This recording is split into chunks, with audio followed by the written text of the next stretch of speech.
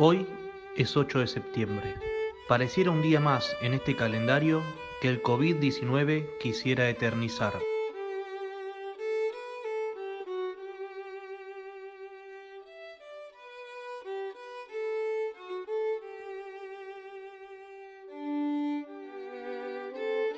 Euskalechea, nuestro Euskalechea, hoy nos muestra qué esconde el día de hoy. Estamos cerca para que sean ya 5 siglos desde que el navegante Juan Sebastián Elcano completase la primera vuelta al mundo en una embarcación.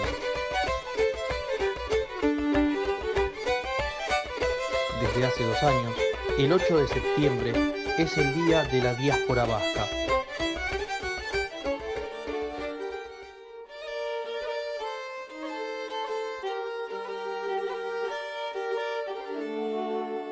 Este 8 de septiembre es por excelencia una de las festividades más celebradas de nuestra amada Virgen.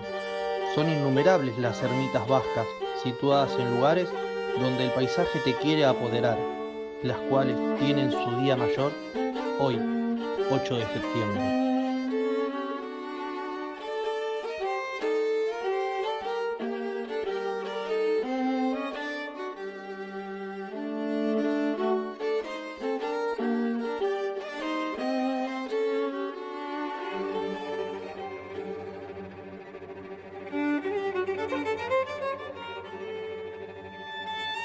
Quizás el ritual más trascendente sea la procesión, misa y danzas en la localidad de Ochay.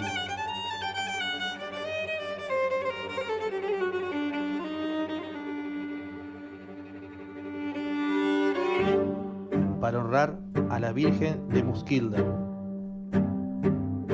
Ahí encontramos a uno de los personajes más pintorescos del folclore tradicional vasco.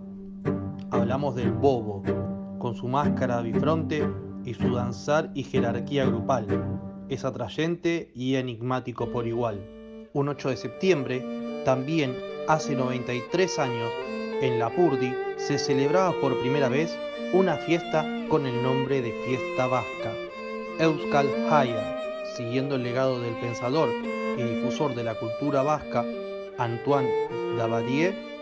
Hoy, desde Euskalechea, con nuestros alumnos de sexto año de primaria, hacemos este pequeño guiño festivo al Diasporaren Eguna, Día de la Diáspora Vasca.